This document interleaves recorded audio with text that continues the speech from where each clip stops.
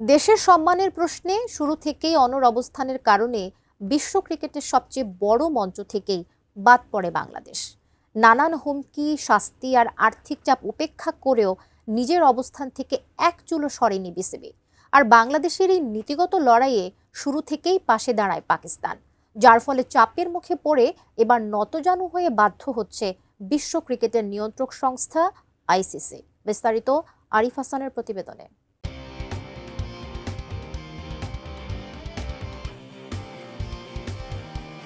মুস্তাফিজুর রহমান ইস্যুকে কেন্দ্র করে শেষ পর্যন্ত নিজের অবস্থান থেকে এক চুলো সরেনি বাংলাদেশ ক্রিকেট বোর্ড বিসিবি। দেশের সম্মানের প্রশ্নে কোনো আপোষ নয়, এ বার্তাই কঠোর ভাষায় আইসিসি ও ভারতকে জানিয়ে দেয় বাংলাদেশ। ভারতের মাটিতে খেলতে না গেলে নানান ভয়ভীতি ও শাস্তির হুমকি দেখানো হয় বিসিবিকে। জানানো হয় ভারতে না খেললে টি-20 বিশ্বকাপ থেকে বাদ পড়তে হবে বাংলাদেশকে। পাশাপাশি আইসিসি থেকে বার্ষিক প্রায় ৩৩০ কোটি ২১ লাখ টাকার রাজস্ব ভাগ হারানোর আশঙ্কাও দেখানো হয়, যা আইসিসি থেকে পাওয়া বাংলাদেশের মোট আয়ের প্রায় ৬০%। এতেও থেমে থাকেনি চাপ।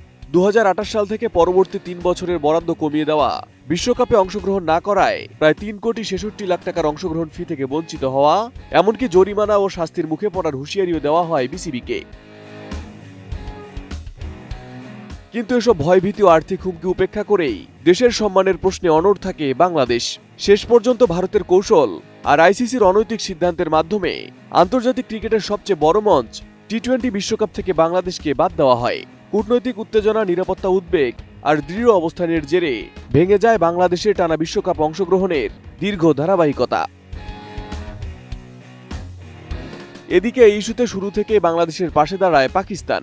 বাংলাদেশকে অনৈতিকভাবে বাদ দেওয়ার প্রতিবাদে তারা ঘোষণা দেয় ভারতের বিপক্ষে নির্ধারিত ম্যাচ বয়কট করবে তারা।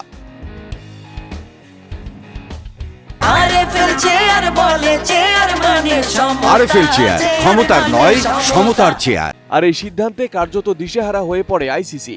কারণ ভারত পাকিস্তান ম্যাচ না হলে বিশ্ব ক্রিকেটের আর্থিক ক্ষতির পরিমাণ দাঁড়াতে পারে প্রায় ৩৭,০০০ কোটি টাকা।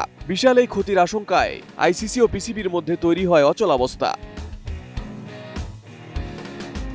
এদিকে পাকিস্তানকে খেলাতে তোড়জোড় শুরু করে আইসিসি। শেষ পর্যন্ত রাজি হলেও বাংলাদেশের পক্ষ নিয়ে আইসিসিকে ৩টি শর্ত বেঁধে দেয় পিসিবি।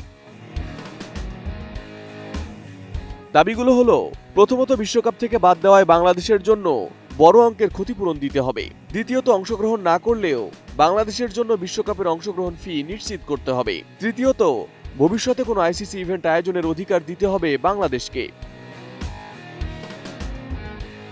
এদিকে আইসিসির পক্ষ থেকে আলাদা কোনো আর্থিক ক্ষতিপূরণ দেওয়ার সুযোগ নেই বলছে ভারতীয় গণমাধ্যম এনডিটিভি। তবে আইসিসির আয় থেকে বাংলাদেশকে তাদের পূর্ণ রাজস্ব অংশ নিশ্চিত করার আশ্বাস দেওয়া হয়েছে। অর্থাৎ আইসিসি থেকে পাওয়া বার্ষিক প্রায় ৩৩০ কোটি ২১ লাখ টাকার রাজস্ব ভাগ আর হারাবে না বাংলাদেশ। এমনকি ভবিষ্যৎ বরাদ্দও কমানো হবে না। তবে আইসিসি বাংলাদেশ নিয়ে ঠিক কোন সিদ্ধান্তের পথে হাঁটছে তা আনুষ্ঠানিকভাবে এখনো জানায়নি সংস্থাটি। Arif Hasan, ATN news.